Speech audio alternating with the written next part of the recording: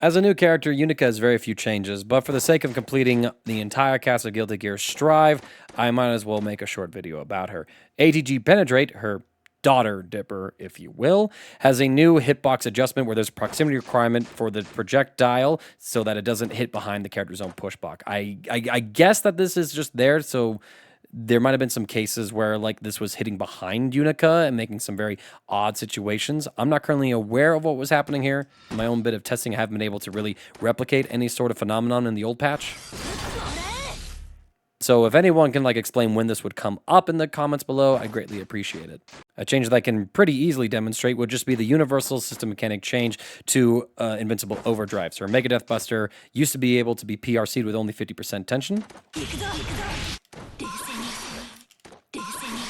such as that way. And now it costs a full 100% tension gauge in order to do it because Mega Death Buster will now consume your tension gauge on the first frame of its startup. Just like that. Again, Unica hasn't really been out for a while, so Arc System Works doesn't really want to push the character one way or another, especially going into a meta where the system mechanics have changed quite a bit. A lot of other characters that have been established for some time have been changed, and it seems like the community reaction to Unica has been positive, both from a design standpoint as well as a strength standpoint. I remember the first week everyone was kind of doing that Arc System Works has added the next top-tier character, and then the character really didn't accomplish much, at least in my memory. I don't remember anyone winning like a big tournament with her. I don't even think I've seen her appear in like a very noticeable or notable top 8 so far. And I think that, you know, while the character is fun and strong, she's kind of lacking some of that top tier BS.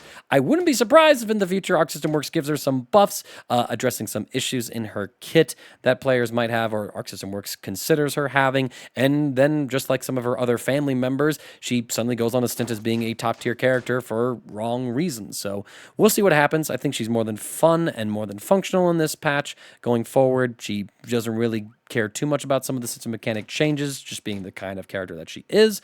So that's kind of all I have. To everyone who's watched all of my patch videos so far, thanks for doing that, and I'll be seeing you all around in more videos.